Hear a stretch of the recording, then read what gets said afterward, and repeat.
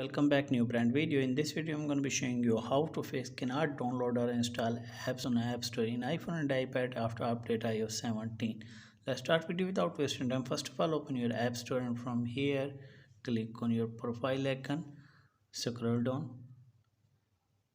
You as can see sign out option. What you need to do is sign out your Apple ID and restart your device, and after a few minutes you have again turn it on and sign in your Apple ID. And after that, check whether problem had been fixed or not. If the problem is not fixed, then go back your home screen, and from here what you need to do is open your iPhone and iPad setting and click on Wi-Fi and make sure that connects from Wi-Fi connection. Turn off Wi-Fi toggle and leave the third screen. You have turned it on. After that, go back. If you use mobile data, then turn on aeroplane mode. At least the third screen you have turned it off.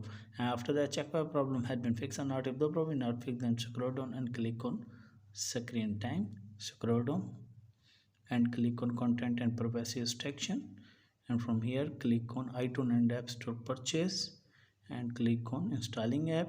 And from here what you need to do is select allow option, and after that go back and click on in app purchase.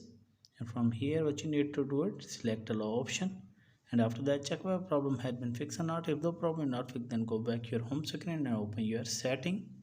Scroll down and click on journal, and from here scroll down and click on transfer reset iPhone and click on reset and click on reset network setting.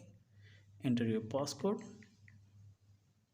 and click on reset network setting. After reset network setting, I hope your problem will be fixed.